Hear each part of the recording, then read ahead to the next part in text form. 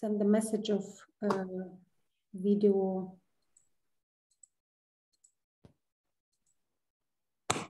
registering. Did you receive it?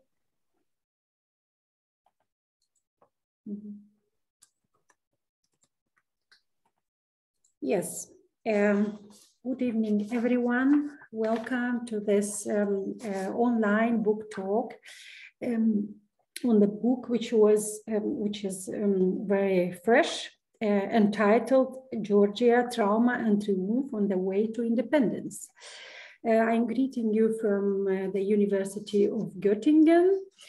And I'm very glad that the authors of the book are here: Nino Cikovani, Ketevanka Kitelashvili, Irakli Kikhaidze, Ivani Tsereteli, Ketevani Padze. Congratulations with such an academic achievement. And I also greet our discussants, Professor Balázs Trencsényi, and our PhD student from Göttingen, Anna Lolua. Before I give the floor to the authors and to the discussant of this book, I have reflected on how relevant such topics are and how such books can make a difference for the understanding of the events which occurred 30 years ago. If we ask the Europeans about the significance of the year 1989 for their country as a society, we will possibly hear different answers, depending on the location, on the impact of the events on a particular person, as well as on the age of the respondent. A German who lived through the transition times would recall the summer and the fall of 1989, when the East German took the street to call for reforms and insisted on free visits on West German, West Berlin. Then the date of November 9, 1989 will come to the fore, the date in which the Berlin Wall, the most potent symbol of the Cold War division of Europe, came down. The Hungarians will recall other events related to their country. In the same year, the communist government in Hungary initiated the reforms that led to the sanctioning of a multi-party system and competitive elections. In Poland, the witnesses will recall the round talk between the communists and Solidarność, which led to the first competitive elections and the formation of the first non-communist government within the Soviet bloc. Czech and Slovaks this time took the streets to demand political reforms in Czechoslovakia.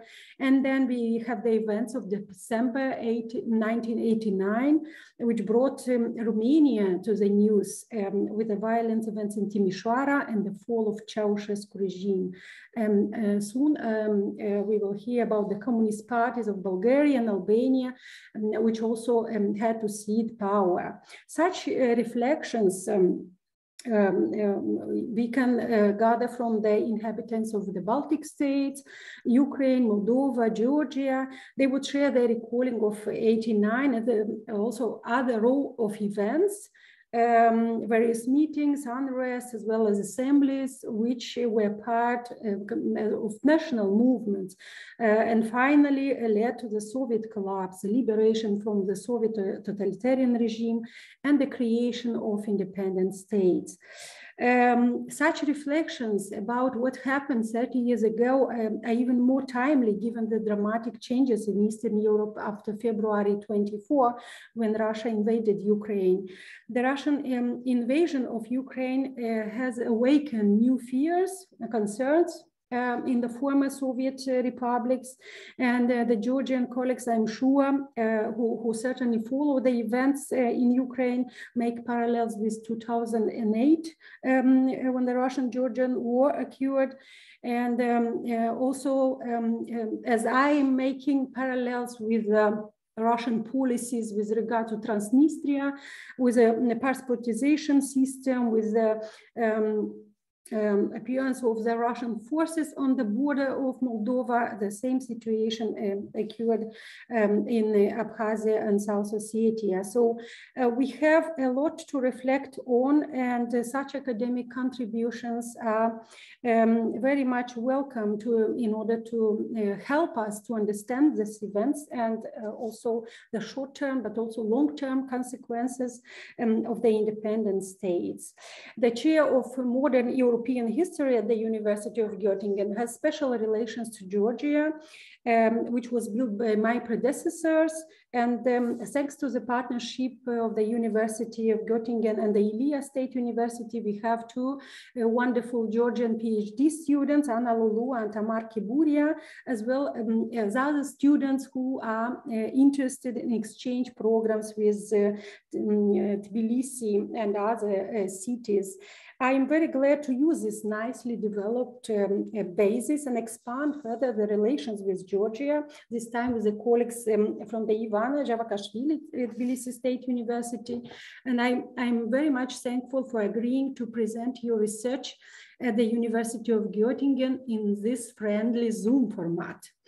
Yeah, so I will introduce the authors of the book.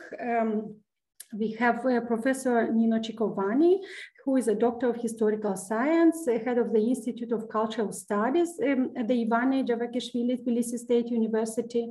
Her main research interests are perception and representation of history, politics of memory, problems of identity in the period of transition. She has widely published and participated and led several research projects supported by the National Georgian Foundations, but also by the international foundations such as UNESCO, Tempus, DAD, Volkswagen Stiftung, and other important institutions. We also have Ketevan Kakitelashvili. Welcome. Is she here? Yeah, I see. Hello, nice to meet you. She's associate professor at the Institute of Cultural Studies at the same university. Another author of the book is Dr. Ivane Tsereteli. Welcome, also associate professor at the Institute of Cultural Studies, Dr. Irakli Kihaidze, associate professor at the same institution, and another author, last but not least, Ketevan Ipadze, who is a PhD candidate at the same Institute of Cultural Studies, Ivane Javakishvili, Tbilisi State University. I will also introduce the two discussants. We have the privilege and the honor to greet Professor Balazs Trenchini, who is a historian of Central European political and cultural thought and professor of history department of the Central European University. He served as the dean of history department, and he is a co-director of PASI Inc. Center for Historical Studies at the same university. Through his research and topics as well as teaching, he places the East Central European intellectual phenomena in a multi-layered transnational comparative settings. He is a recipient of multiple grants, fellowship, and awards. I will name the recent grant, which was an ERC research grant, Negotiating Modernity, History of Modern Political Thought in East Central Europe, based on which two volumes were published dedicated to the long 19th century, history of modern political thought in East Central Europe, and also the second volume on the 20th century thought. And another publication, there is a row of publication, but still should be mentioned, yearly volumes on the discourses of collective identity in Central Southeastern Europe, which has an affinity with today's discussion. Also the monograph, The Politics of National Character, studying inter-West European thought. And several collective volumes such as European Regions and Boundaries, Conceptual History, and also The Rise of Comparative History. So it's a reader, which volume 1 of the reader was published with CU Press last year. And we having as a second discussant our PhD student, Anna Lulua. Anna holds 2 master degrees in European interdisciplinary studies from the College of Europe, Warsaw, Natolin, and another MA degree in nationalist studies from Central European University. Anna is currently a PhD student in Karl Friedrich Lehmann Haupt International Doctoral Program run jointly by the Georg August University of Göttingen and the Ilia State University in Tbilisi. Her dissertation focuses on how national past was staged at history exhibition in Soviet Georgia since the 1930s up until the early perestroika period, based on the example of Simon Yanashia State Museum in Tbilisi. Her research interests thus lie in the politics of history and memory, material, culture studies, gender, and nationalism in Soviet Georgia. So, I have not presented myself, but you probably made the direct connection with who I am and why we are here. So I am very glad to start the discussion by inviting Professor Nino Ciccovanni, who will start by presenting the book and the questions, the classical questions, but also the question of interest, I suppose, this audience are, why did the authors consider it necessary to write this book, and how this book came into being? There is a collective, it's a group of authors, and what aim did you have in mind, and what how this can be connected with the findings? And maybe just briefly, what do you consider the main contribution of this book, and which fields of research have benefited from these findings? Professor Ciccovanni, you have the floor. Thank you. Thank you very much. Hello, everybody. Let me start with our thanks and gratitude to Professor Svetlana Suveyka for finding time for organizing this meeting this evening, for her ideas and for her support. Thank you very much, Svetlana. Now I'll try to briefly introduce our book and our working process. Just to mention, the authors work for a long time together at the Institute of Cultural Studies at Ivan Ilyavashvili Tbilisi State University. So we have a long experience of collaboration. And during the last years, we published several articles in different journals in Georgia as well as abroad on the issues of cultural memory, on the issues of the politics of memory in the Soviet and post-Soviet period Georgia. Then we presented several papers at different conferences.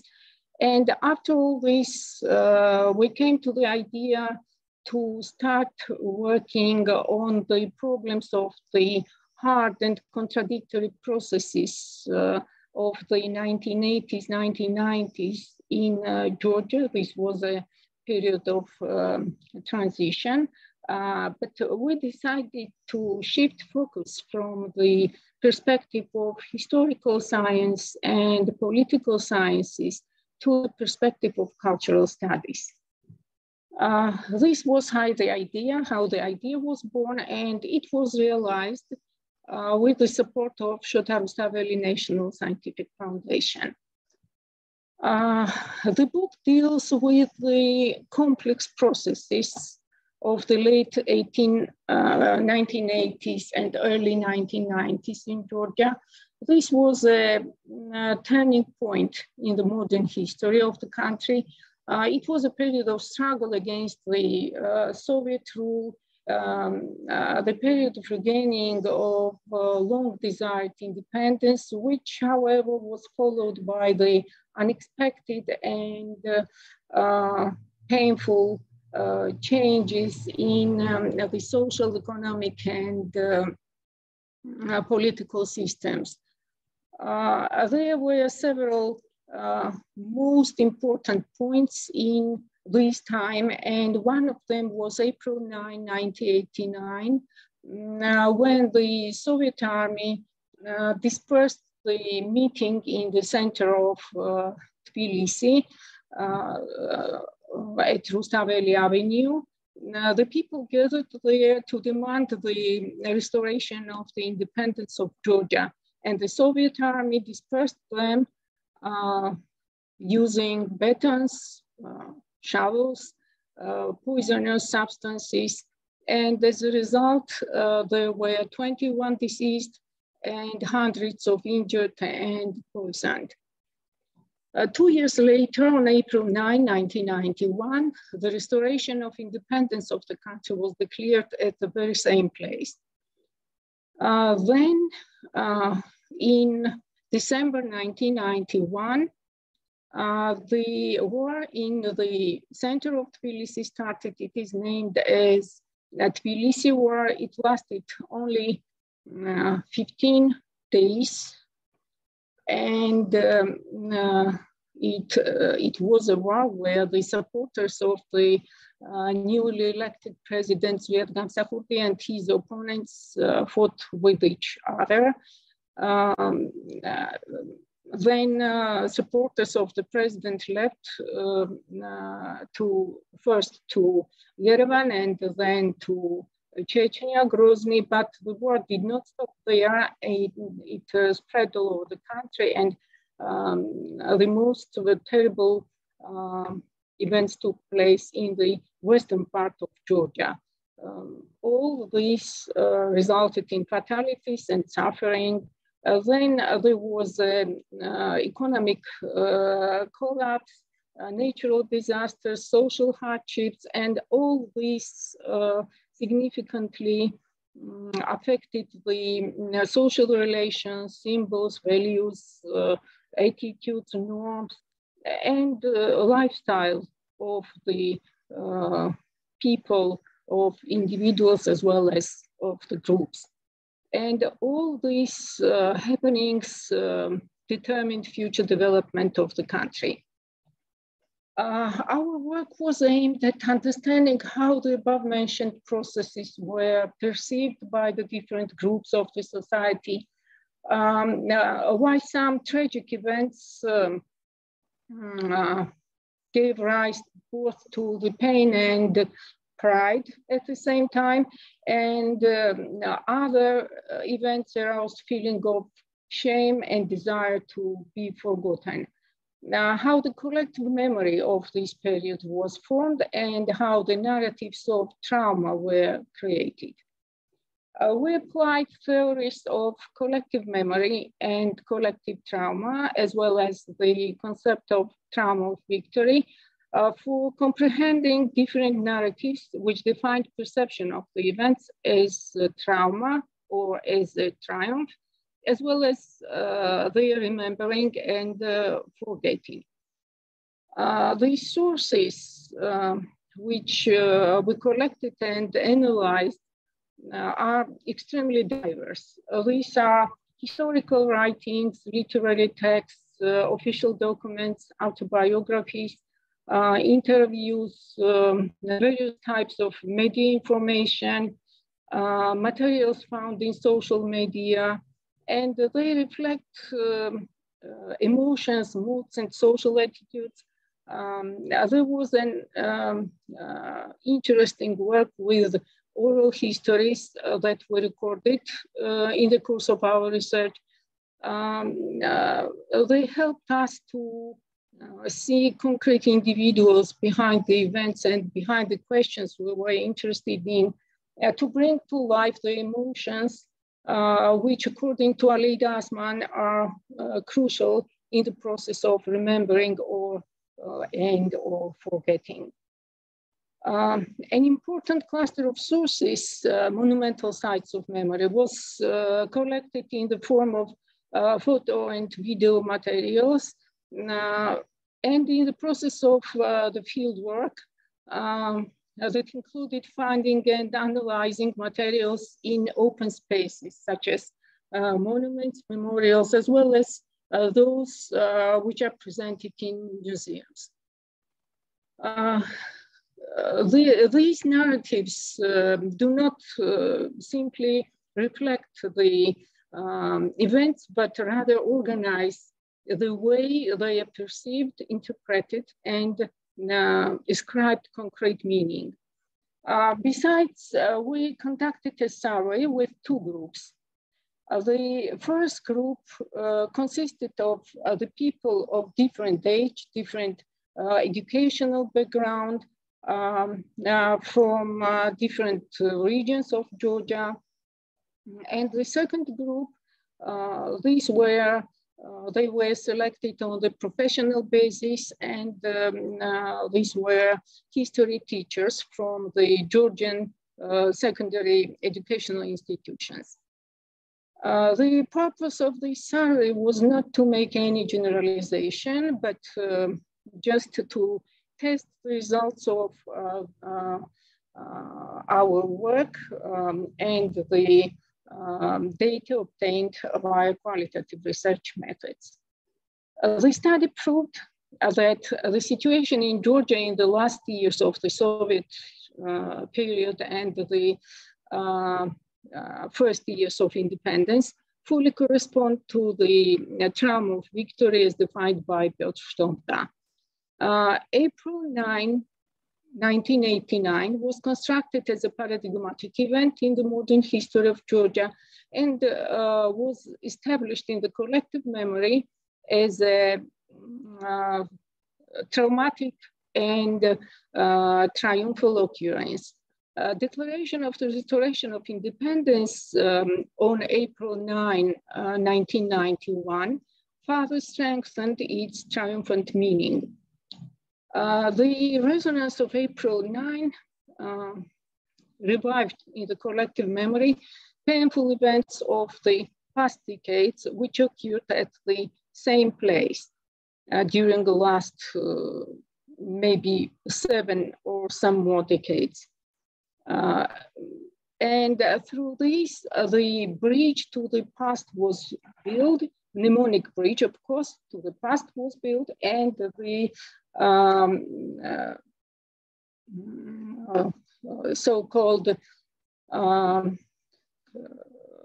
legato narrative of the history of Georgia was restored, and this narrative was interrupted as it was perceived by the occupation, Soviet occupation of Georgia in 1921.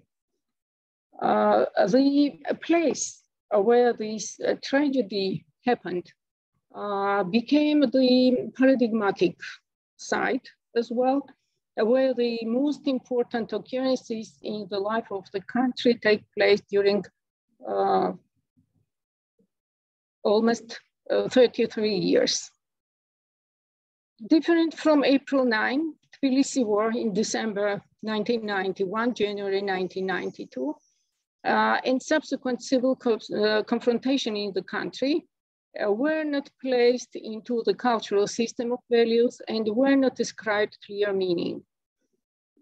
Supporters of the overthrown government still refuse to forget what happened and to reconcile with the other group, which is more inclined to forgetting and towards silence.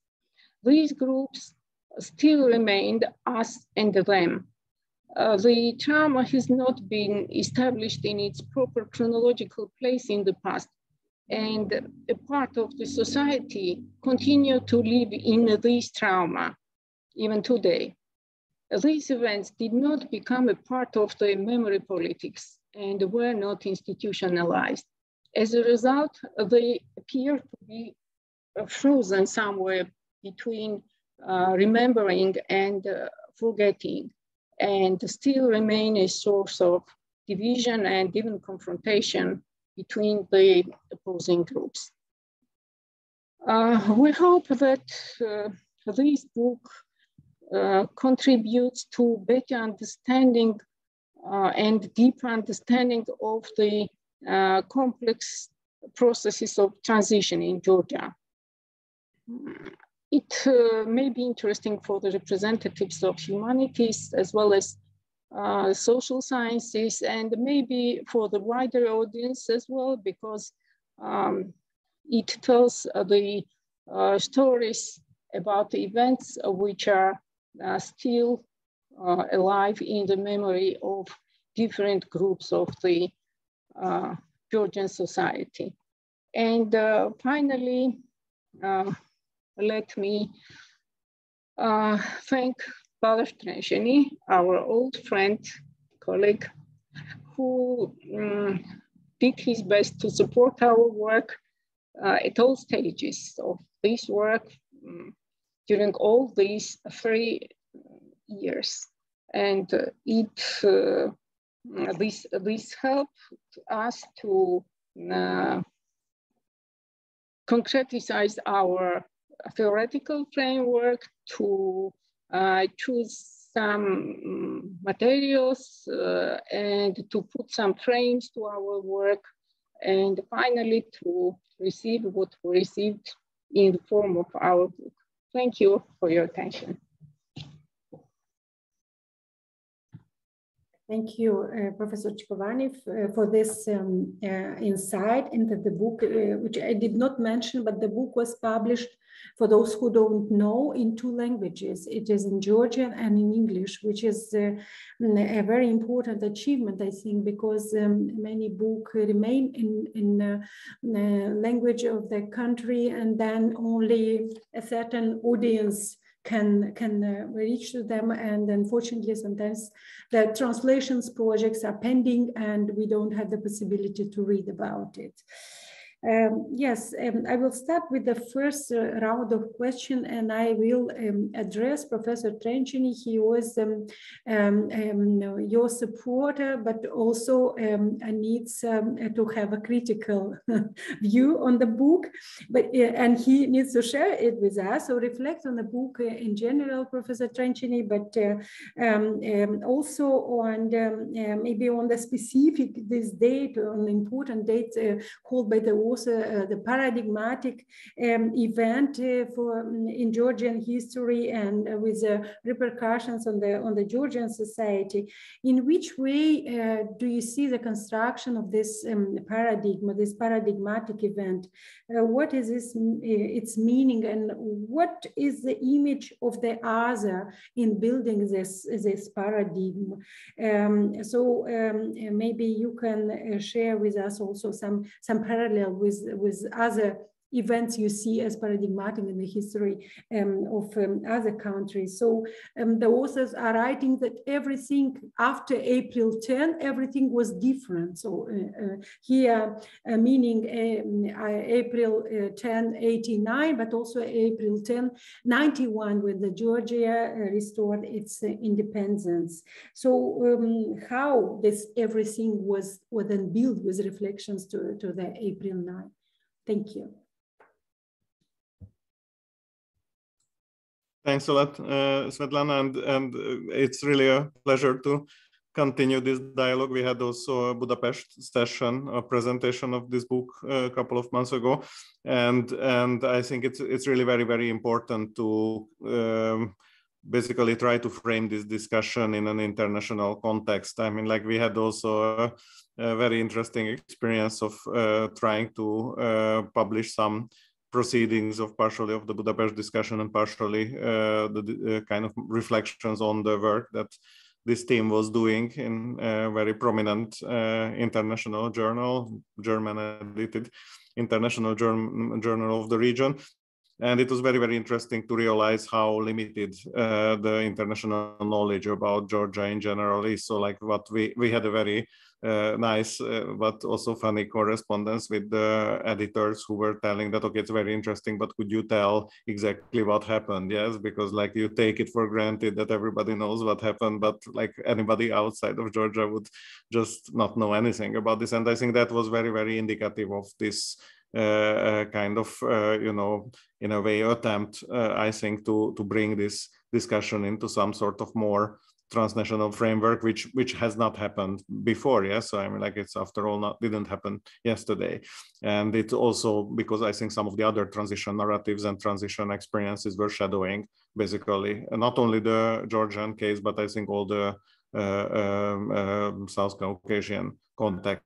I think is, I mean, like nobody would be able to, I mean, apart from probably the blood that is always making into the news. So like, of course, Armenian Azeri Karabakh conflict would be somehow part of the international knowledge, but then nothing else. Yes, I mean, nobody would know anything about what happens ultimately internally in Azerbaijan or what happens in Armenia. So it's not only about Georgia, but I think a broader issue.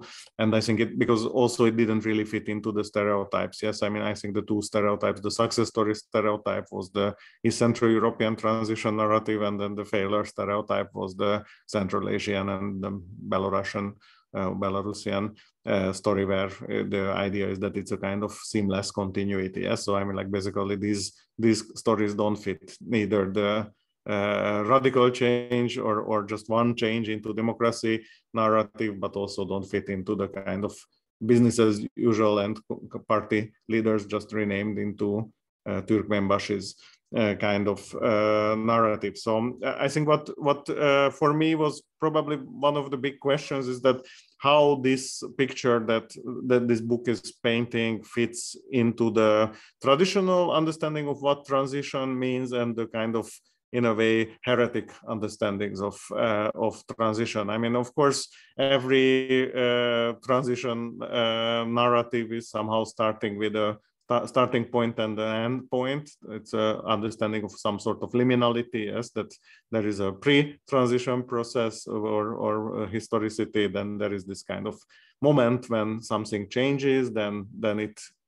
turns upside down certain hierarchies and values and all that, and then there is an end point of the transition. And that has been very much the traditional understanding of transition. It goes back to the 1970s discussions, as you know, of South American and Spanish first actually transitions to non-democracy and then transitions to democracy. So, but then we know perfectly well, I think in the last 10, 15 years, I almost had every second PhD student whom I had was actually dealing with the problematic nature of this narrative, not necessarily in the post-89 context. I mean, I think that is much less, how to say, framed scientifically yet. I mean, it's more like on a journalistic level, like how the media is problematizing this. But for example, 1945, yes, that like 1945, which seemed to be a very, very stiff moment of transition, like that there is a moment before and a moment after, is now actually from different other perspectives is problematized much more as a bridge rather than a turning point. Yes, that like if you take, of course, political history, it's hard to say that East Central European 1945 is not a turning point, but if you take other frames, I mean, social mentality, cultural, sometimes even continuity of expert networks and stuff like that, then you realize that there is much more continuity than you would presume. And I think this drives me or brings me to also to the question of continuity in discontinuity. Of course, it's in a way very handy to say that we wake up to a completely different world. I mean, we also know, I think recently was the 24th of February is probably also a date that we felt, all of us, that we woke up to a completely different world. But then we also know that those who are in Lugansk or in Eastern Ukraine, they probably didn't. Yes, so I mean, like it's also a matter of how we frame and how we recreate this narrative of transition. And I mean, just to give you an example about this, which I like very much, not only because my wife collected it, but also because it was very telling that late 2000, so basically before 2010, but like late 2000s, interview makers, Russians, making interviews with Russian citizens in Russian countryside and ask them when perestroika was. So like, can you locate perestroika in time? And the answer was that it was in the 1990s. Yes, and this is if you look at it, you just say that it's a kind of misunderstanding of history. The grandmothers don't remember. But then if you start to think about it, it's not just that. It's also about the making of the Putinist narrative. Yes, that basically the kind of dark age was basically starting in the 80s and it was running into the 90s, like perestroika is something bad, and it was resolved when Putin came to power. So basically in 2008, in an interview in Vladimir, in provincial Russia, you could feel something, even though there was the Putinist project was not fully playing out. But from these answers, you could understand that somehow people's understanding of what happened changes, and it is actually going into the direction of legitimizing basically not 1991 as a turning point, but the transfer of power from Yeltsin to Putin as a turning point. And then you realize actually how contingent these narratives of transition are. And I mean, this is one of my questions also to the team here, that of course you are very, how to say, reflexive and at the same time very pluralistic also culturally and politically, and also, if I can put it this way, innocent. I mean, you didn't have a open political agenda with this. Yes, I mean, like you were kind of staying still within the scientific community, but then you are also civic actors. You have also an attempt to affect your own society in one way or another. And I would like to a little bit push you to verbalize the meta-narrative, if you want, the not direct political and definitely not party political meta-narrative, but the kind of, how to say, underlining normative narrative behind framing this transition the way you are framing. So this is one of my questions. And then the second question would be, I think, again, very predictable, that we are putting, if we want to put the Georgian context into some sort of internationally understandable context and make sure that German journal editors will be able to locate this story somehow, not to speak about readers, then I think one of the issues is that we have to put this story into some sort of comparison, both within the post-Soviet context, and we discussed quite a lot in this Budapest session about Baltic and Ukrainian parallels, and maybe also transfers. I mean, is there some knowledge transfer? I mean, are these actors who are, is the transition event driven? So is it because certain things are happening, it makes certain kind of reactions, or also are there transition scripts? Are there visions about how this transition would play out? Of course, we always know that the plan is never implemented. I mean, especially in societies where things tend to be contingent. So I mean, like, I'm not asking whether, you know, there was a master plan. We know perfectly well that there was no master plan, but were there, however, projections about how this transition should play out, and whether these projections were somehow interacting with reality, or there were completely separate understandings of how transition could play out, and then ultimately what happened.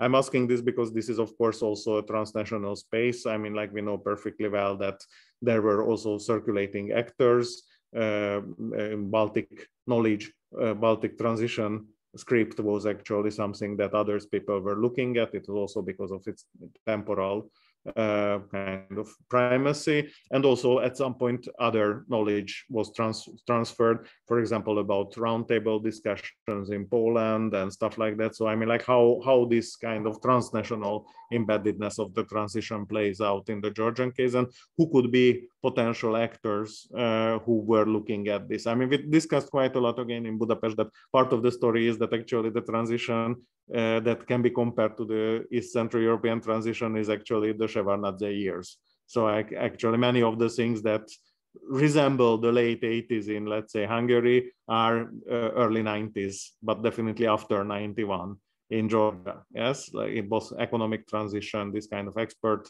discourses about transition and all that. So if we take that perspective, then can we really say that the transition is overlapping with this 81, 89, 91 frame, or we have to kind of think about multiple frames of transition in order to kind of show this multiplicity of temporalities and temporal frames that shaped the Georgian context, and maybe also can be made comparable to other contexts as well. Thank you very much, Professor Trenčiny. Shall we hear what Nino or other authors have to share with regard to these questions, or in general can respond to some reflections of Professor Trenčiny? Who would like to have the floor? Maybe I'll say several words about this. Firstly, about the political meta-narrative behind the narrative which we have created. Yes, it's an interesting thing to think about it.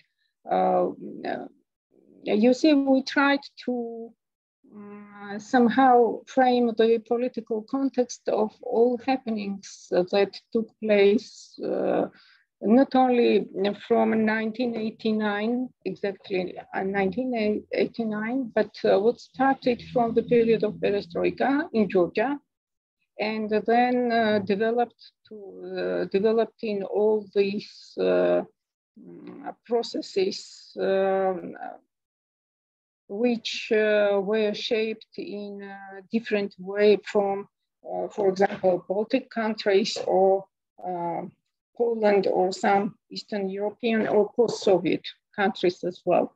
Yes, maybe this is a work for the future to outline this political meta-narrative of all these happenings. And about the question how transition played out in different countries, and are these stories totally different from each other, or they influenced each other? Somehow they influenced mostly, I can say it about the post-Soviet states. I mean, what happened in not only in Azerbaijan, in Armenia, which are our closest neighbors, but what happened in other spaces as well, in Ukraine, in Moldova, and in Baltic states. These processes were discussed in Georgia, but you see, there was a situation where when the time for this discussion was not enough. There was happening something, and the discussion started in Georgia, and then there was happening something in Georgia. For example, one of the conflicts in South Ossetia started, then it stopped, then another conflict started, but it's not right to say stopped. It continued in different ways then the waves of refugees, as they were called at that time, but IDPs as they are called now. The first wave of these persons, displaced persons, then another wave, then the third wave after conflict in Abkhazia, and nobody had time to think what was happening in the neighborhood or maybe in other countries, and to discuss how they dealt with the problems of transition, and what was their success and what was their failure in this regard. So it was quite a turbulent period. I don't say that it was something very special in Georgia, but it had some peculiarities, maybe not very common for the all post-Soviet space. So I think it is an interesting topic for the future research. How everything of every point of these hard processes played out there and here in Georgia, are they comparable? And maybe some of them are comparable, but maybe not all of them, because all these local context played an important role in shaping of all these processes. And the main problem is that we have no documents reflecting this process of discussion, thinking, and planning of what will happen in the future. These people who were the leaders of this movement and who came to power after 1990 elections, they gathered not only at the meetings and demonstrations, but they gathered at some narrow circles and they discussed some problems, but only they were speaking, not writing, not sharing with each other some plans for the future, exchanging some experience with others which already have this experience. For example, with their Polish colleagues, they knew quite well what were happening there. But we have no documentation of this process, and those respondents we spoke with, they can't recall anything of this kind. For example, to try to connect with somebody and to ask and to share and to send them and receive from them some suggestions, maybe. So it was really turbulent period. Nobody had time for anything, and everybody was doing everything. I mean, these political circles. This is what can I say. Thank you very much. Let's move forward maybe, and then we will come at the second round can come back to some reflections, so in the end of the discussion as well. I will now address Anna Lulua.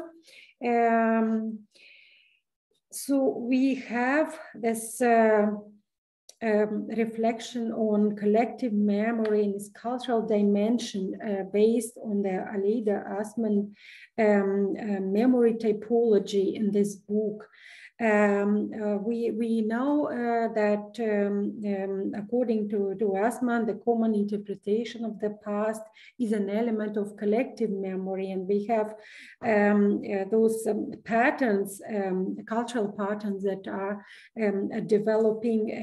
And in the case of Georgia, do we have this? What cultural patterns identified more precisely in this book?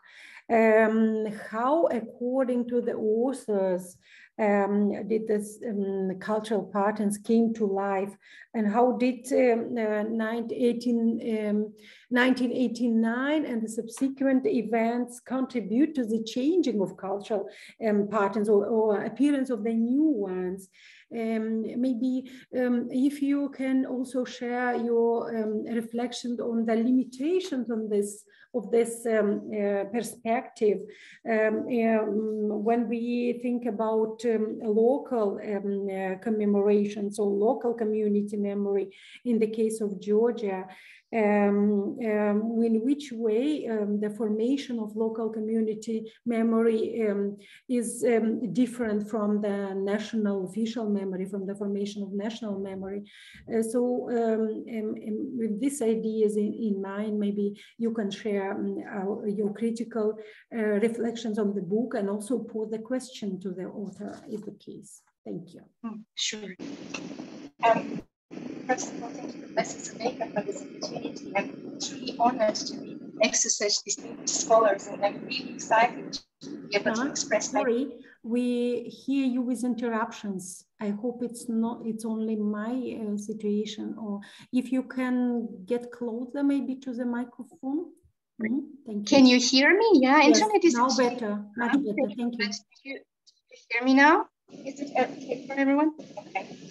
So yeah, I wanted to thank you for this opportunity. It's a great honor for me to speak to such distinguished scholars, and I'm so excited to express my thoughts about this very rich and very innovative book, especially in our academic context. As you mentioned, it's also available in Georgian language, and it theorizes memory and trauma of the collapse of the Soviet Union as a social praxis. And at the same time, it allows scholars outside Georgia an access to the cultural repertoire that enables us to make sense of our contemporary history. A lot has been written on memory of socialism and historical subjectivities in Central and Eastern Europe, and Professor Cikovani and her colleagues rely quite extensively on different authors and also scholars from this region. And placing Georgia in that context, of course, opens new analytical horizons for us to contribute on how certain past events acquire meaning at the edge of former empire, motherland of Soviet dictator, if you like, and then how these meanings are materialized and then how they transform over time. I read this book and I learned a lot from it. Some passages moved me emotionally because they triggered my own memories, as I spent my entire childhood in a region which was severely affected by civil war. And in that sense, I think that this book is also a memory agent itself, which puts difficult points of discussion on the table and fixes them in a historical moment.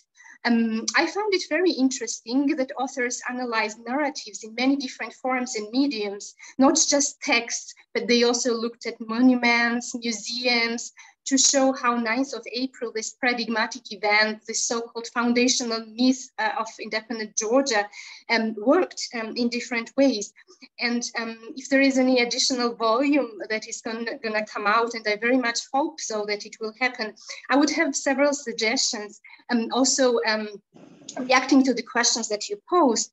As I became familiar of what Misha Gabovich writes about memory and commemoration, but in the context of Second World War, I kind of started questioning the analytical value of narrative to explain everything when it comes to memory and dynamics of commemoration.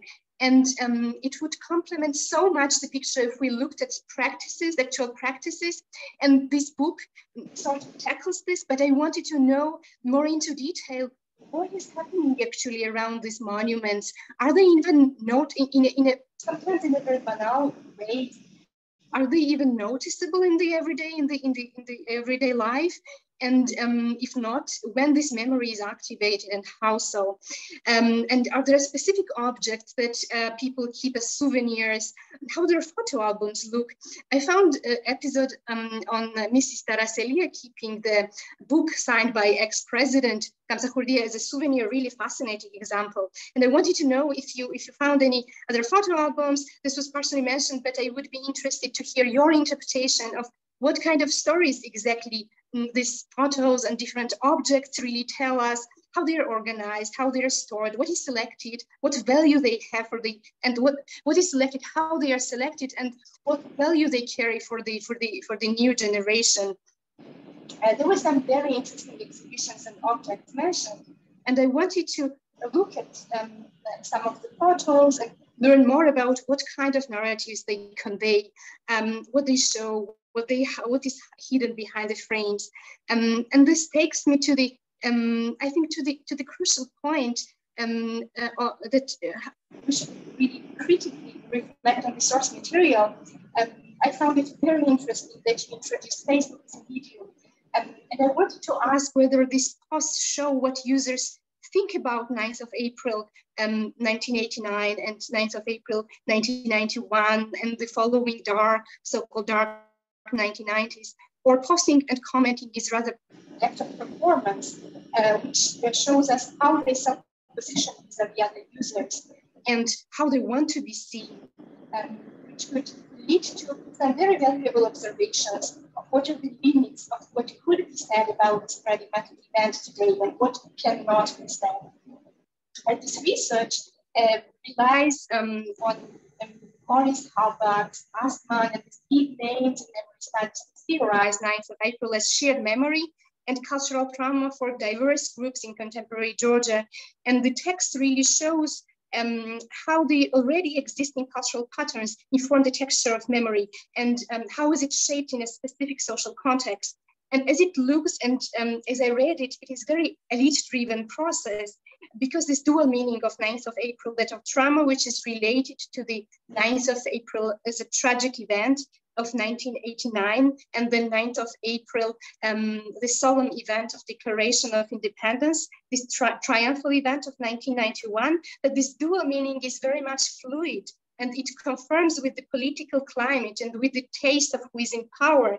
And I just wanted to ask you, since you talked so much about this dialogue between community memory and institutionalized or cultural memory, I wanted to ask you some of the specific examples of this historical process, how communicative memory engaged with cultural memory, how it made its way to the cultural memory, how individual memories informed cultural memory, and what are the examples? And for example, how participants of the demonstration and their children, their family, want this to be commemorated. For example, are they protesting? Oh, this is not how we imagine commemorating 9th of April, something like that. There was a story about, very interesting, fascinating story about Anna Subeliani dancing on the monument, which caused public outrage because this space is of course sacral space and dancing around it is considered to be a blasphemy.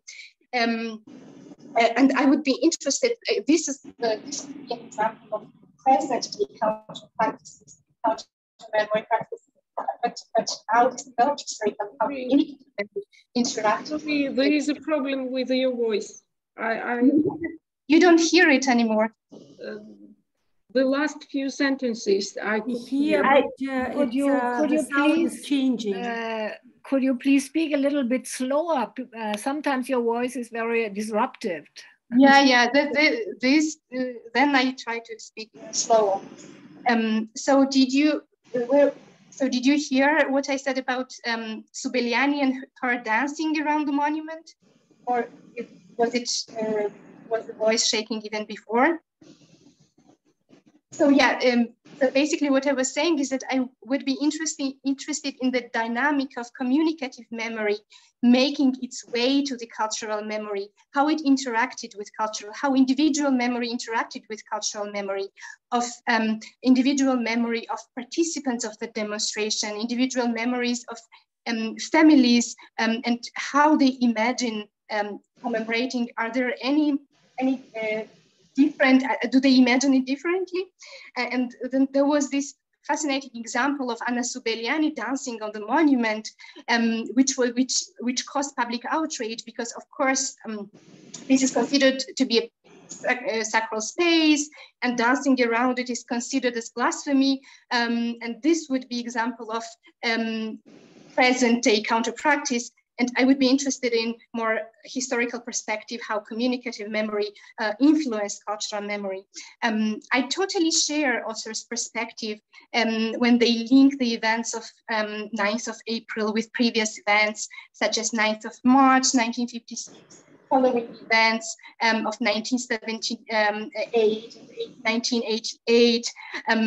Jeremy Smith in his book, Georgia After Stalin argues, in this edited volume, he argues, our argument is not that Georgian nationalism was something entirely new that emerged in 1956, but 1956 did add something new, I quote him, and different to that nationalism, namely that its aspirations could no longer be satisfied within the confines of a state where ultimate control lay in the hands of non-Georgians.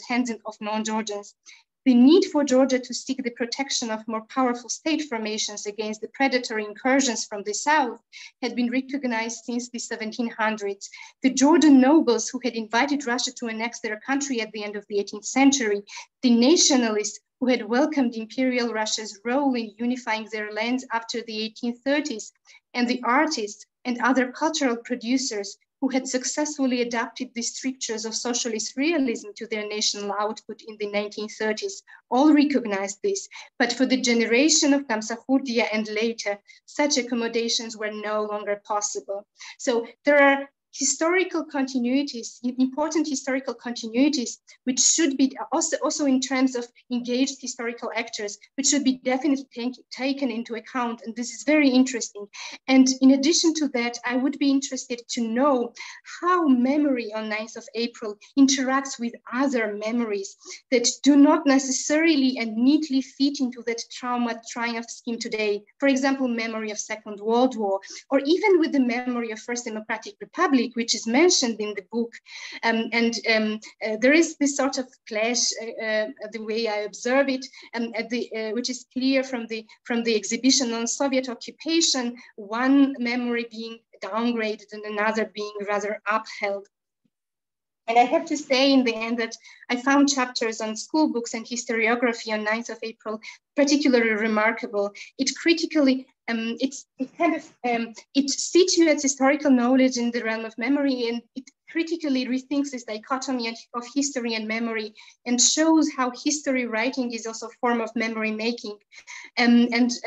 This is a very humble request from me, but I'm really interested, and I really want to know from you, some of you, all of you are agents of memory, I think, but some of you lived this experience, and I want to know how did you experience this traumatic change, how it affected your biographies, and I really would be interested in some self-reflexive autoethnographic perspective.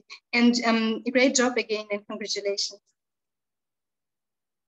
Hope I was heard.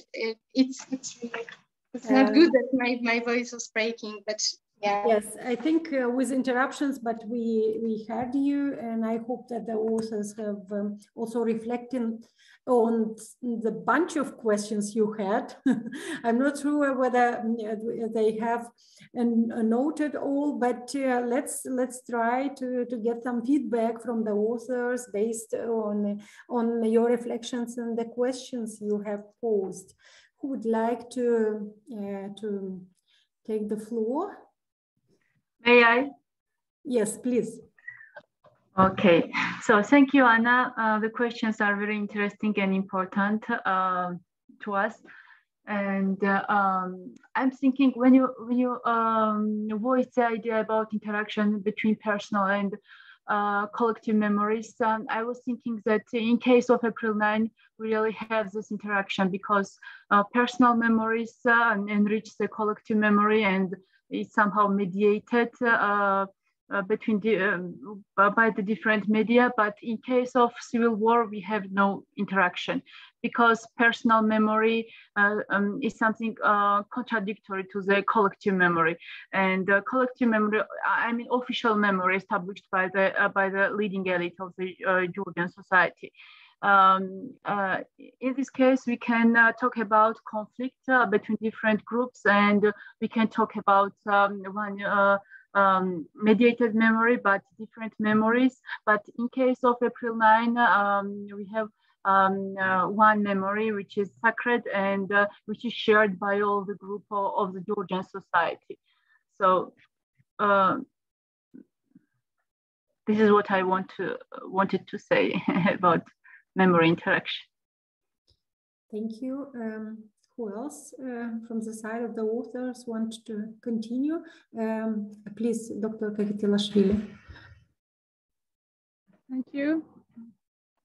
First, I'd like to thank for organizing this talk.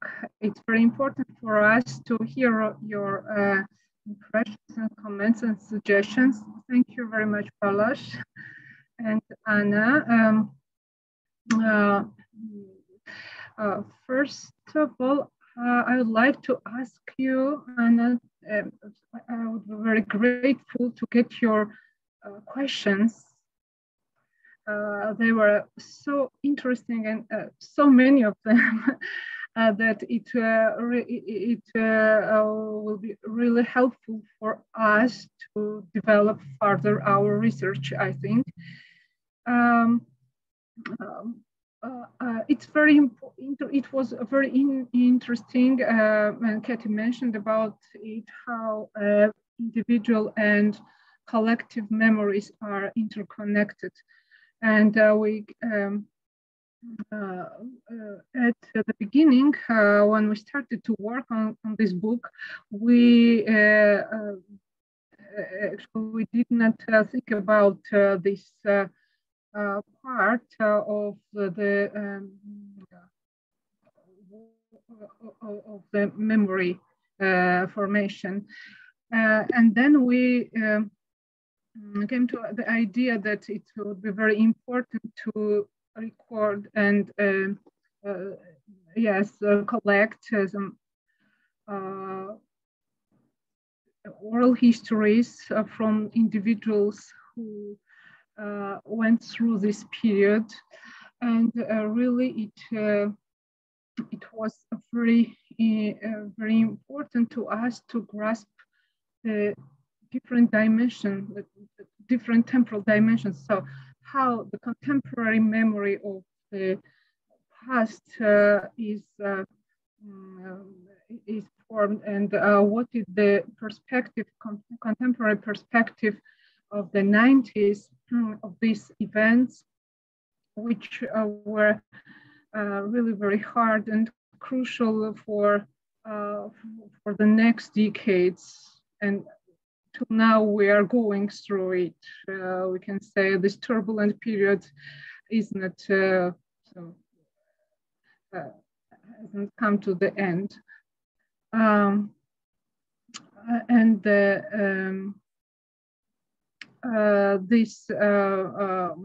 yes, actually, I couldn't hear all your points very clearly, but still it make us think about very different points which we could not develop in our work. So I hope to get your questions. And another very important, yes, and not really easy part of our work was to deal with our memories and our experiences of this time. Yes, we tried to keep distance, but it wasn't really easy thing to do. But so sometimes it helped us to find a proper way to pose the questions, and maybe sometimes we couldn't avoid this our own experiences and memories as well. So yes, it was really very interesting part of our work on this book. Thank you very much, and yes, thank you all once more. Thank you. Thank you for your intervention. Shall we maybe move forward and then again come back to some reflections in the end of our discussion? I would like to again give the floor to Professor Trenčiny to reflect on some memory and forgetting, some ideas we also had in the discussions about the fact that personal memory on the civil war contradicts to collective memory, and it's these traumatic experiences related to ethnopolitical conflicts are somehow pending between forgetting and remembering. Is it because the process of seeking justice after this traumatic events is not finished, and is it because other experiences were not taken forward in the case of Georgia? How do you see this problematic of including a civil war in the transition process of remembrance? Thank you.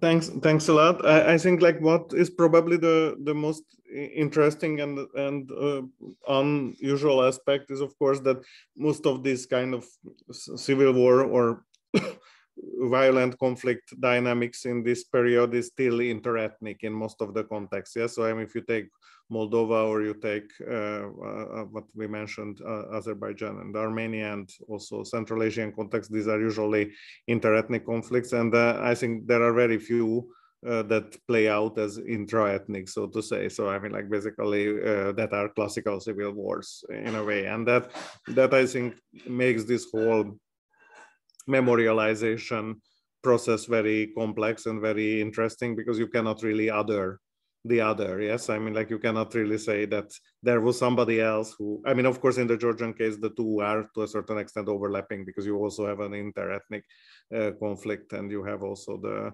Abkhazian conflict more or less parallelly, and these two things are also impacting each other to a certain extent. But nevertheless, it's still important that here it is very, very hard to construct the sides as recognizable. Yes, I mean, it's not that you can tell who is who immediately. I mean, you have the memory process has to register basically, or has to reiterate who is who all the time. You have to learn it all the time individually, who was on which side. It's not that you can predict from, I mean, you can probably predict from, with some inside knowledge, some of the Mingrelians were clearly on one side, but nevertheless, it's still not recognizable in the same way as in interethnic conflict.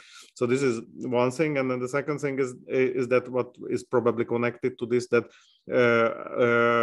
this whole inside conflictuality is showing us something about the to what extent this whole discussion about the, so to say, liberal consensus that is somehow the framework of the transitions, and that is also true in contexts where the liberals are not taking over power. So when we were trying to theorize on how the transition process looks like in East Central Europe, we always had this feeling that, for example, you take Serbia or Slovakia or Romania, you clearly don't have liberals in power. Yes, I mean, you have post-communists or nationalists in power, but there is, again, this kind of liberal framework is at least an important alternative narrative in the transition that will then triumph in some of these contexts a decade later. And that would somehow organize a certain kind of master narrative, and would also structure somehow the memorialization process. And in the Georgian case, it's very hard to say who would represent this liberal consensus. And if there is no liberal consensus, that, well, is there any kind of attempt of creating any kind of consensus? Yes. And I mean, I think what you show in the book is rather that there is an attempt to kind of, in lacking the consensus, there is an attempt not to really talk about certain things. So basically the consensus is actually a negative consensus, that if we can't reach a common understanding, then let's not try to all the time reiterate it. But then of course there are stakeholders for whom reiterating the conflict is identity building. Yes, I mean, you also show in the book that there are certain kind of more marginal actors for whom, and that at some point these marginal actors might come closer to the mainstream, for whom it's important to kind of get back to some of these identity narratives. So I think this is one thing. And then the second thing is that I think because of this context, I think also the anti-communist, post-communist dividing line, that is the typical dividing line for many of the other transition stories, doesn't really hold. Yes, because I mean, it would be very hard to say. I mean, obviously, Gamsahurdia's side is anti-communist, but the other side is not necessarily post-communist. Yes, I mean, they are actually becoming instruments of the post-communist restoration to a certain extent in the end. But I mean, it's and also the Gamsahurdia side integrates people who are coming from the Communist Party, as we know. So it's also this kind of frame doesn't really work. So I think what I'm trying to say is that many of the frames that usually are used to kind of somehow describe this transition conflict situation is really inadequate. And then what remains is, I think, to a certain extent, try to create an alternative framework, and this is in a way what you are trying to do. And then at the same time try to see with what it can be still, I think, meaningfully compared. And that's why I was also thinking about, for example, even the Romanian context with the mineriadas, the miners coming to Bucharest, used by one side in the political context, and because they have quite similar memory kind of structures than this Georgian conflict. Of course, the size of the conflict is different, the play out of the conflict is different, but there are still some comparisons. So this kind of how the violence breaks into the everyday life of people somehow. And then what my question would be that if we take this into account, then how is the transmission of memory, of transmission of the trauma, or if you want, transgenerational trauma plays out? We know that one of the main research directions in trauma studies is exactly this transgenerational trauma, that it's one thing to have a trauma and process this or not process this trauma, but then how next generation, obviously it's the Holocaust based genesis of this whole trauma discussion, which is kind of triggering this with the second and third generation transmission. And then I would be very, very interested to see how do you see this kind of transgenerational transmission. I mean, are children in Georgia born into some of these narratives, or this is so weakly cultivated in the public sphere that these questions don't come up? Are the actors in different localities, cities, countryside, the areas that were more affected in this kind of reprisals after Gamsahurdia's fall? I mean, are there differences? Are there similarities? Are there certain kind of frameworks where this kind of reproduction, private reproduction, is made into semi-public? So, for example, are there localities which are actually still cultivating some sort of memory? So, what is happening with the transgenerational transmission of trauma? Thank you. Yes, please, who would like to give an answer or reflect on questions Professor Trencheny has posed? May I? Yes, please. Balázs, thank you very much for these questions. I'll start from the end, if you do not mind. This question about transgenerational trauma is important and interesting because we have two different cases here in Georgia. One is regarding the transmission of trauma of the civil war and this Tbilisi war. And another case is with the trauma, with the traumatic experience of interethnic conflicts in Abkhazia and in Tskhinvali region. In the second case, we have the clear line of this transgenerational trauma. It is obvious and it could be traced and it is visible. Maybe Katie Abkhazia can say better than me about this, but now we have the attempts here to you know, when Aleida Asman speaks about, and not only Asman, speaks about the period of silence when this trauma is sent backward for some time, for example, for 15 or 20 years, and then it may come back or allowed to come back, and the participants of these traumatic events should be listened carefully and with empathy. Something of this kind, I think, happens now in Georgia. And those who now started to speak about this traumatic experience are children and grandchildren of those persons who experienced all these processes, who lived through these traumatic events. Not they, but their children and grandchildren. In the case of the Tbilisi war and civil confrontation, we can't see such a clear line of transgenerational transmission.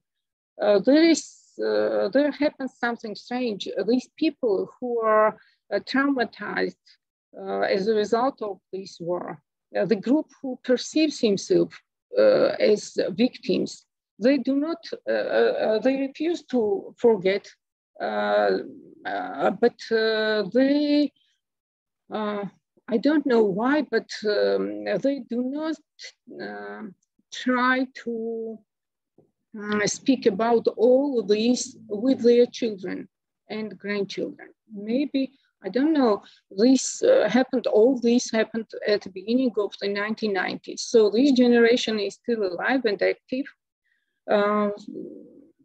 But there is a difference, very visible difference between these two memories.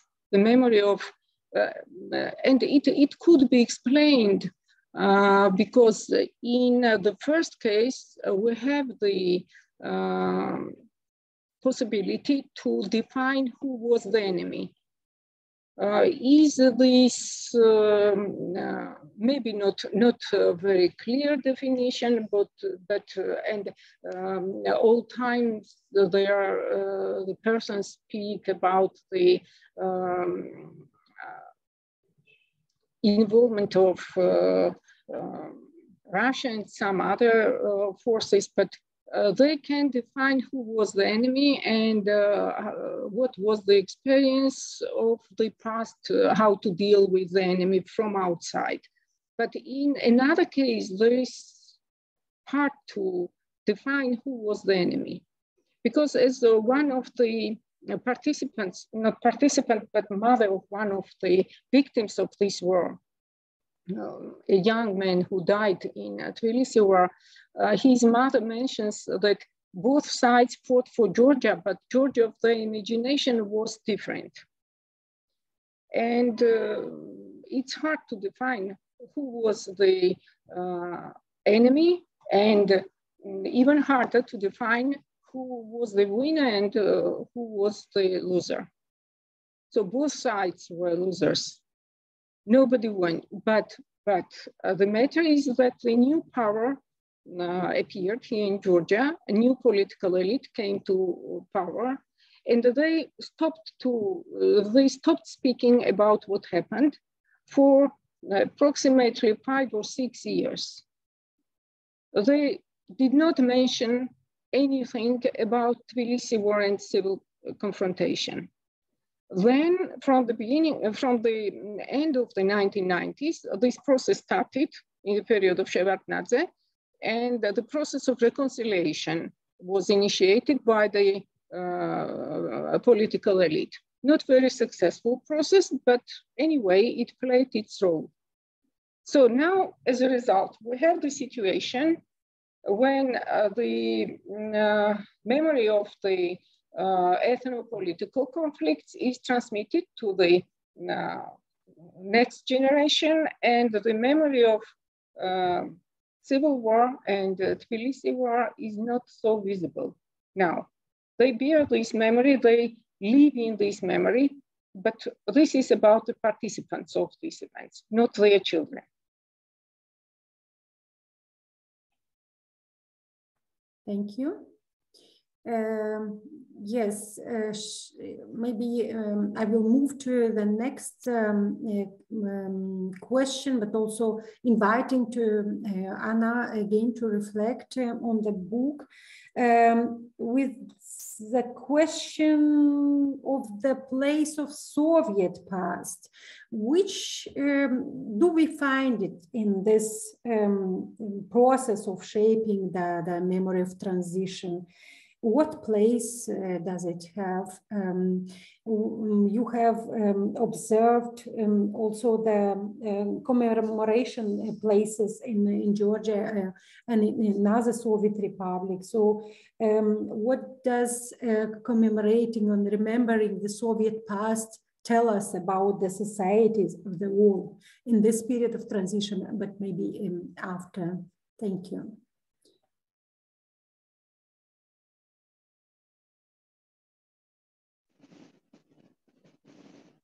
So, can you repeat your question? So how Soviet past was commemorated? If you can come closer to the microphone, so maybe we are hearing you better. Thank you. Yes. Can you hear now? Is it okay? Okay. So, if I repeat your question, how Soviet past in general was commemorated at that period. Question, sorry, because I also have some hard time in hearing. Yes, I just wanted that you briefly reflect on the place of the Soviet past in this book, again, based on the memory building on the transition period. And yeah, so maybe just here, I'll stop it here. Yeah, I think that's an interesting question. Actually, this is also a question that I had in my mind when I was talking about this kind of multi-directional memory and how this memory of this period or during that period interacts with other memories and how they come together or how they fall apart. From what I learned in this book and also from what I know on general context in Georgia, this time there was not much reflection on it, and there was simply no time because these cataclysms of civil war and then ethnic conflicts and war in San Miguel and all this followed, and there was not really this policy and what was really happening in this groups and the families that we can maybe learn from what I was talking about from the diaries, or even oral history interviews are invaluable sources for that. And that would be actually very interesting to know how they, was there quick nostalgia that followed because of what happened in the 90s? It seems to me that there was this very quick euphoria that, oh, we got this independence, which was, and then disillusionment followed, and maybe some confusion and misunderstanding, not misunderstanding, but confusion of what was happening in the country and little space for reflection. But from today's perspective, I'm also interested to know this. I also posed this question, even with other more awkward memories that are not so much talked about and are more hidden, how these silences interact. For example, Second World War memory, it's not something that we associate with triumph, even though so many Georgians sacrificed their lives. So then is it ever mentioned next to this sacrifice, or and how Soviet past is viewed? I think that there is kind of nostalgia because of social insecurities that followed and all this what happened. But that would be really interesting to know what the research showed. If questions were directed that yeah, so let's, based on what Anna had to say, I think there are some hidden responses to this question. So is the Soviet part, maybe based on the primary sources, on the interviews you have made, maybe some of the authors could tell us whether the Soviet past played a role in shaping these memories of transition, and in which way? Thank you. Who would like to share with us some reflections or maybe observations based on the sources you have consulted for this book? I speak very much, but as everybody keeps silent, I'll try to answer briefly. Does the Soviet memory influence all this process of remembering and forgetting? The matter is that speaking about the Soviet past started in the second half of 1980s, from the period of perestroika, and we can observe all two forms which Aleida Asman mentions, the active forgetting as well as passive forgetting. The active forgetting took the shape of the revenge on the past in the late 1980s, when there were destroyed some monuments, when for example, in Tskhinvali Pantheon, there was blown up the grave of one of the Bolshevik leaders, Filipe Maharadze. It was an exceptional case, but anyway, it happened in 1987, and some of the literary texts who were forbidden in the Soviet time started to be published. But yes, and finally, after April 9, 1989, the process of removing Lenin's monuments from the public spaces started. And before the dissolution of the Soviet Union, these monuments of Lenin almost disappeared from the public spaces, not only in the capital, but in other villages and small towns as well.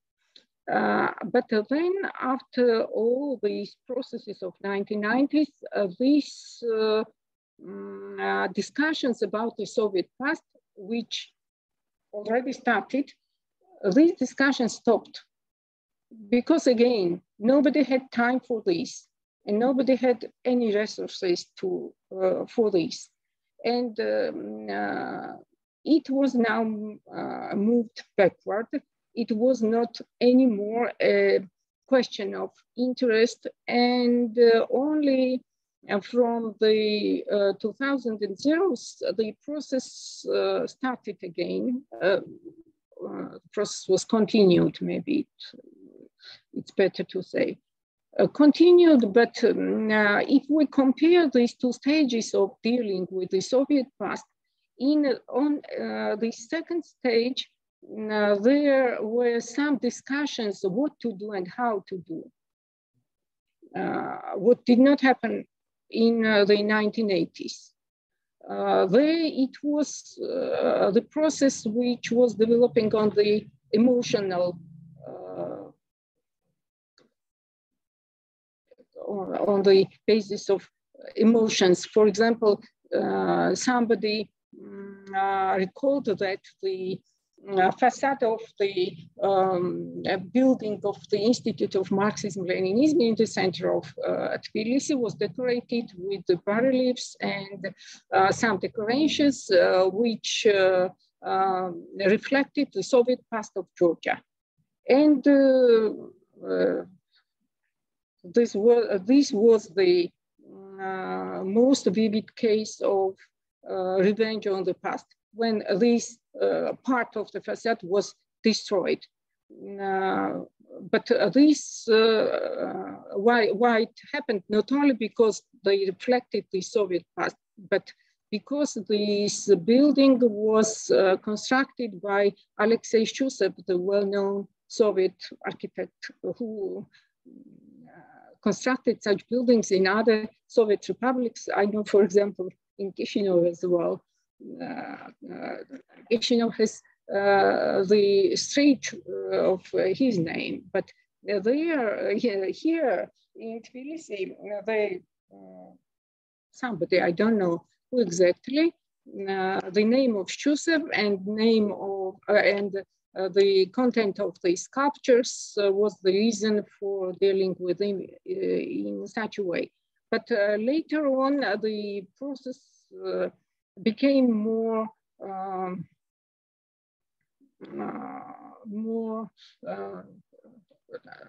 calmed down this process, and there were discussions about what to do with some monuments, place them at other places or remove them at all from these public spaces. And the new monuments started to appear.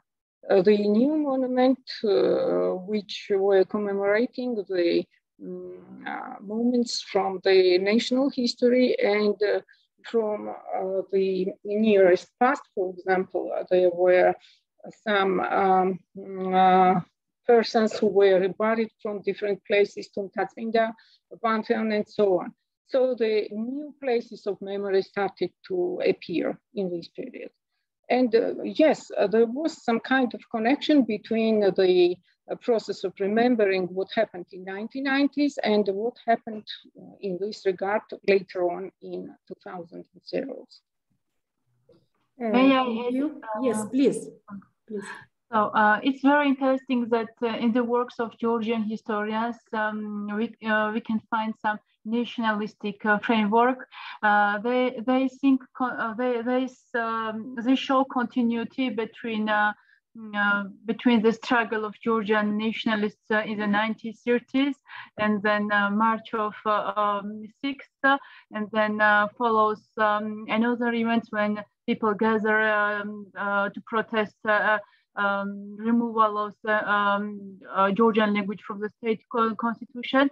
And so they link different historical episodes in Soviet period as a struggle of Georgian people against the Soviet empire. And this link is ended by the triumph of April 9.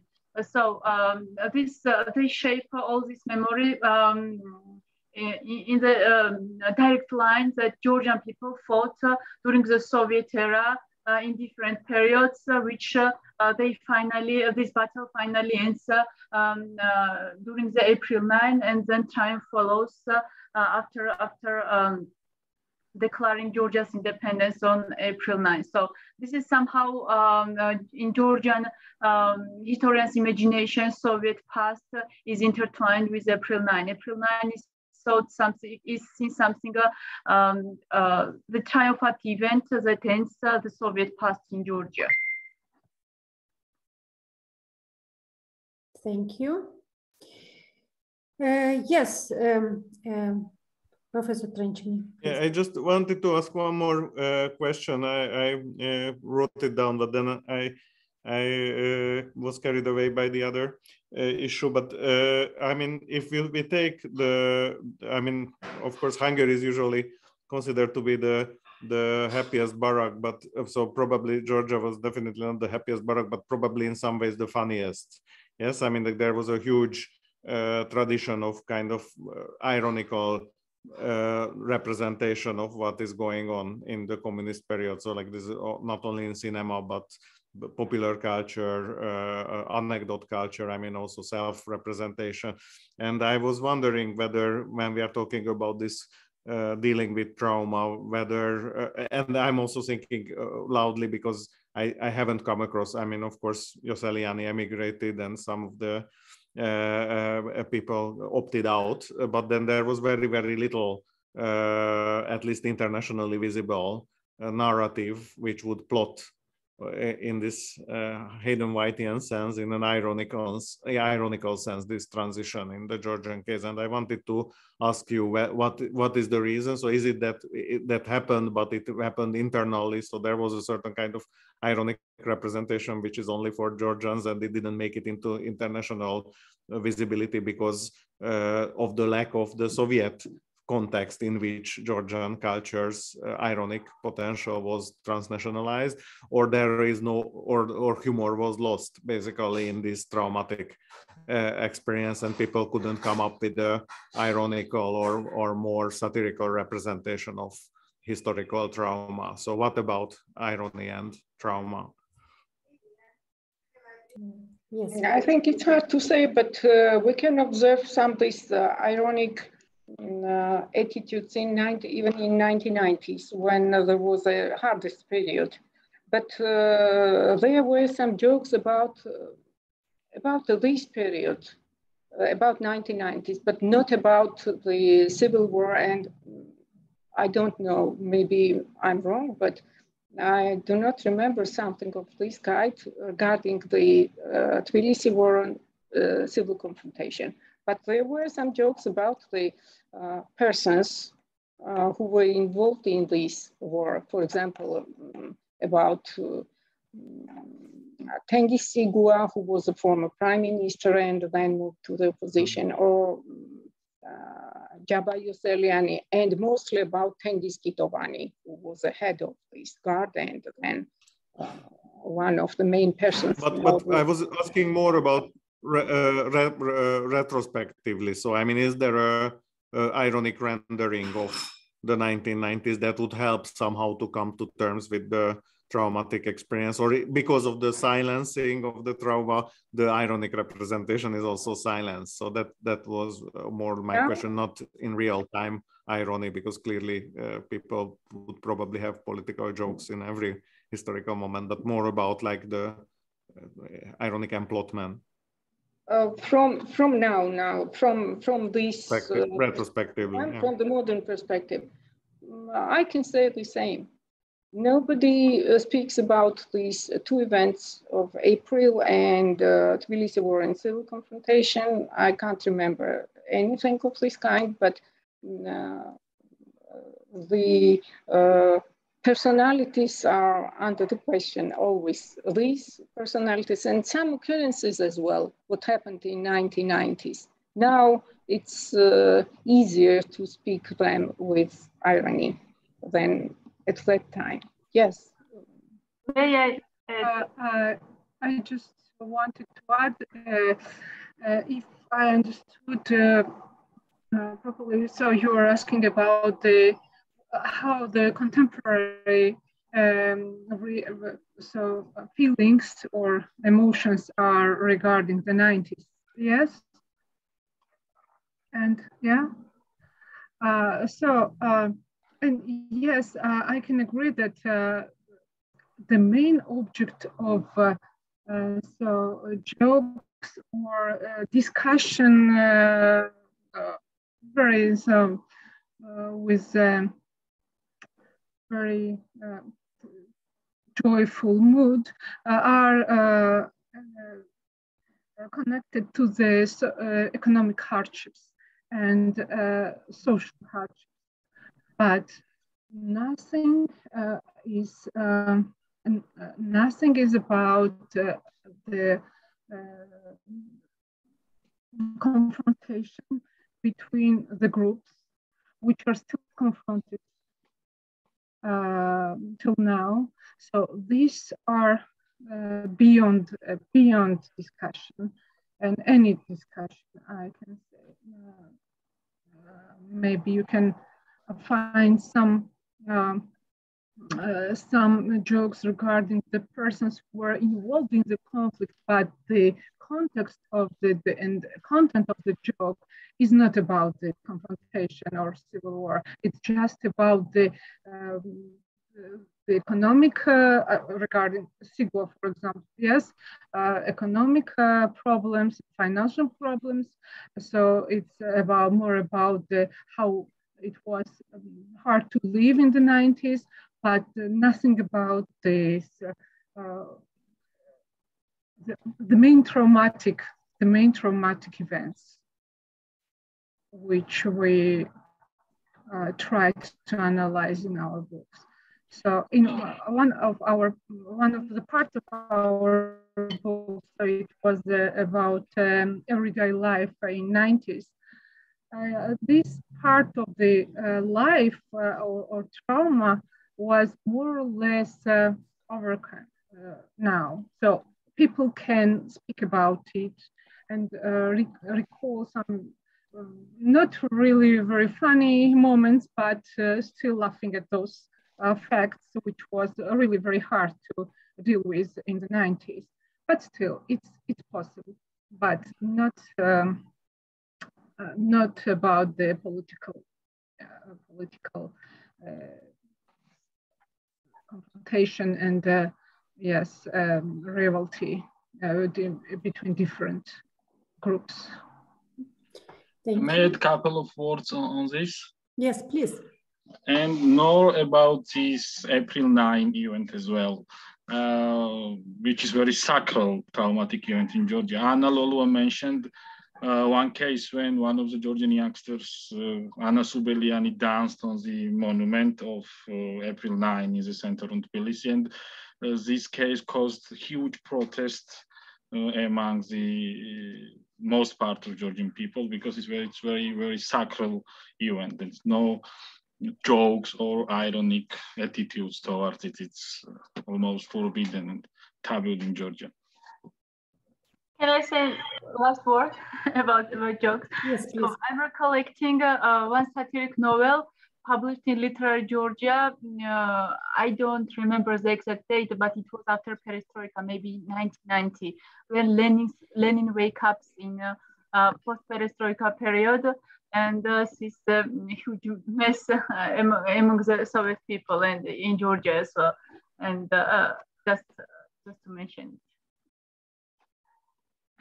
Thank you. Maybe it's time to Anna, please. Sorry, you can. No, I just wanted to mention that I think I don't remember the storyline of every example that was mentioned in the part which was talking about representation of the event in literature, which was also a very interesting part. But there maybe we could find some example. I'm not sure necessarily on 9th of April, but there was this. I was looking in the text now in Lasha Buhadze's text, and ironically commented on the transition that. Congratulations, Christ has risen, dear comrades, like showing how elites or previous times communist elites now became believers. So in an ironic way, describing the situation of transition. I'm not sure it applied only, it just applied to 9th of April and civil war in this case, but I think that examples of ironic dealing could be found in literary text as this book showed. Thank you. Let's give the possibility to other colleagues who participate in this book discussion to pose some questions. If there are questions, please, yes, raise your hand. Tamar Kiburia, please. Thank you a lot. Really looking forward to read your book. Very interesting and perhaps provoking. There are so little written, especially in Georgian academia, about the memory and trauma. So maybe this could be some kind of opening up the discussions, and then future research come along, which are going to comment or build their kind of findings and perspectives on this project. This is very tremendous work, and I really want to thank you all. My question comes along like this kind of question about the ironic kind of perspective and this kind of new generation, how they remember, how they reflect, how they relate to the events that took place, especially the generation of the students or maybe even younger generation, really somehow made me to think and remember this one very interesting tendency in Georgia, which is taking place right now. I don't know if you have followed this. I'm sorry, I haven't read your book, and I really didn't know what kind of in details what kind of issues you are picking up there, but there was this huge tendency that on the Facebook and especially social networks, there was a huge group of youngsters who posed themselves as Stalinists. So this is of course Stalinists, I mean like openly Stalinists, and there was like especially in the leftist groups these youngsters who openly posed themselves as Stalinists and proto-Stalinists were very active, and they were intervening in this kind of liberal and even national and ultra-right kind of different discussions. They were like very active. Of course, this all took place on the Facebook, and this was like the Facebook activity. But I really wonder if there is anything or any kind of memory, any kind of recollections or reflections in your book, which could show that there is some new tendency right now of this kind of proto-Stalinist groups, and how generally Georgian society deals with the memory about the Stalin. Thank you. Yes, please, who would like to answer? Yeah, I can briefly answer that that was not the question of our research. So we did not touch this question. The new generation of Stalinists and Stalinism in general in Georgia, it's really interesting issue, but it did not fall in the sphere of our interest for this time in this book. And one or two sentences on this. As I know, they are one of those branches of Georgian leftists now. Yes, it's very popular, this socialist movements in Georgia in youngsters. And this Stalinist group is one of the branches of this socialist movement. But I can say that they have no any emotional attitudes or any attitudes based on the knowledge about Stalin. It's mostly very superficial, ironic attitudes towards the Stalinist period, because we have other older generation of supporters of Stalin, Grisha Oniani, for example, and others. It's popular, but very superficial, not in deep and not comprehensive attitudes towards the Stalinist period, based on the knowledge on the epoch or Stalin or etc. Thank you. Other questions, reflections on the book, on books, topics, and sources and literature, whatever. I have a question to all the participants of the book talk. So I'm curious when transition ends in Georgia, not only in Georgia, but in other republics as well. 2 months ago, this question arises from my experience. 2 months ago, I attended a conference organized by the Miami University, and there was an American professor who studied the Polish case, and she was surprised to see that in Poland, two laws were issued, one in 1992 and the second in 2014, which referred to the rehabilitation of the victims of Stalin's repressions. And she asked the question, when the transition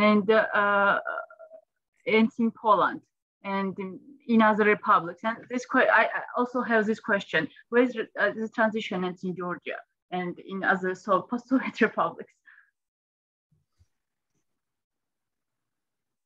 Yes, so the Georgian team.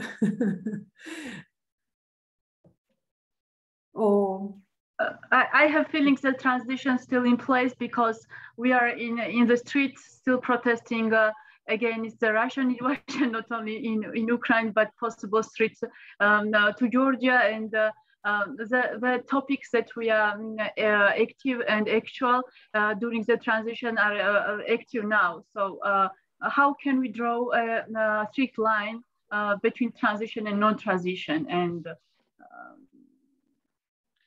I'm very curious. Katie, regarding your question, may I remind you that here is processing debates on the term post-Soviet. Are we still post-Soviet society or not? Is it ended, this post-Soviet transformation, or we are still in very huge influence of this Soviet legacy and so on? It's very, very debating, discussing question, I think. Not only in Georgia, but also in other post-socialist republics.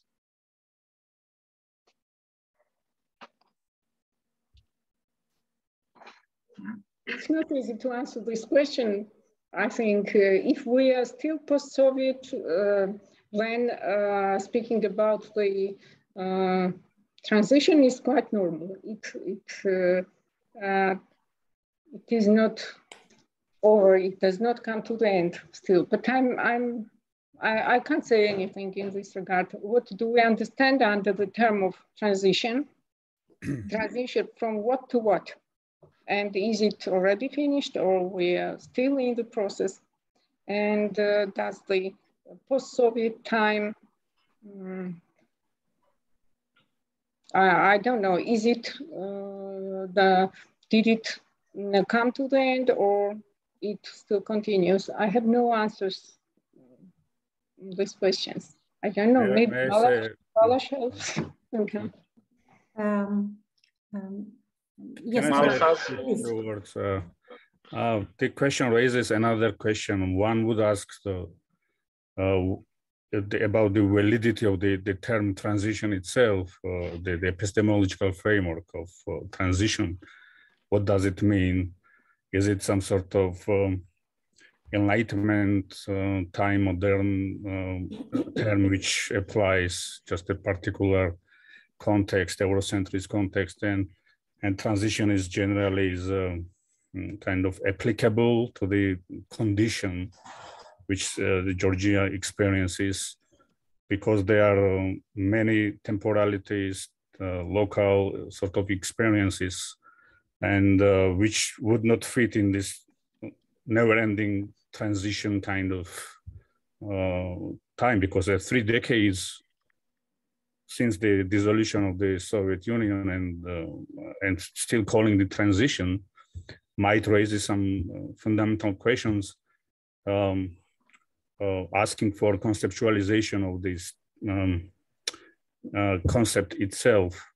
And but I would like to respond to Balázs Trenčeny's remark initially, and it's good to see you. It's been a while we have not seen each other, I'm glad to see you again.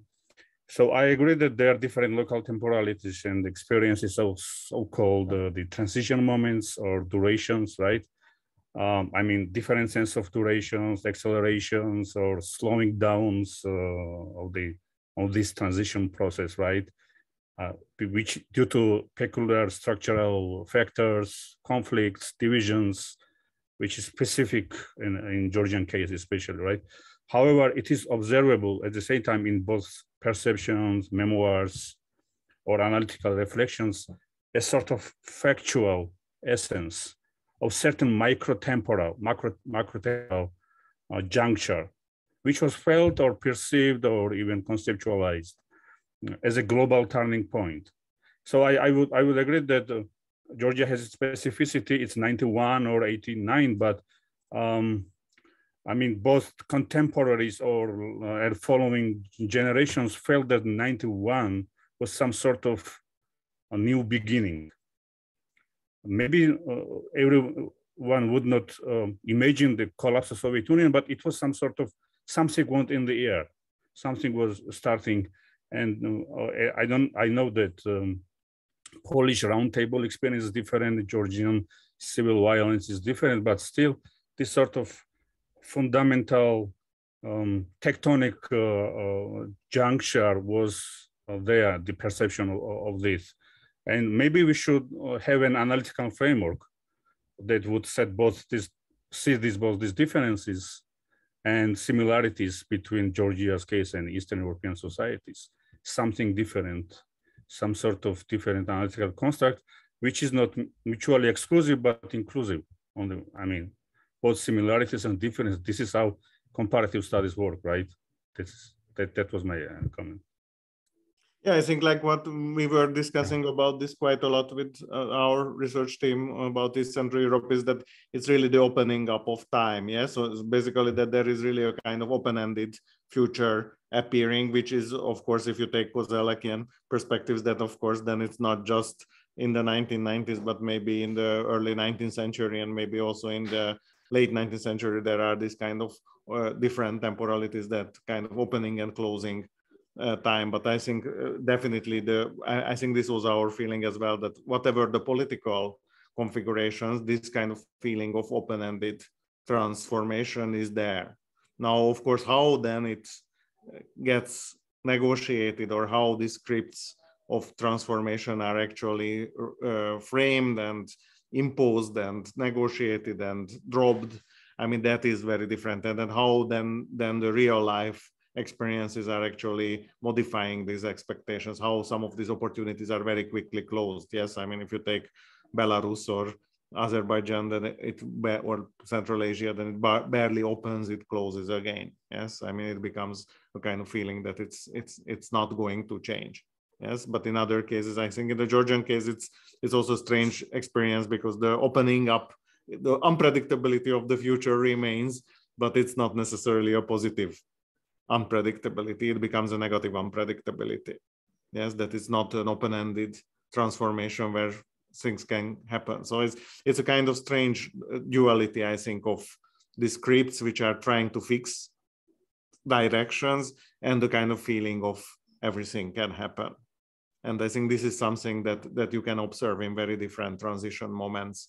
In general, transition moments, and you are completely right. I agree completely that it's also an epistemological question whether we can use these concepts out of their context. Yes, I mean, is a 30-year transition still a transition, or it's something else?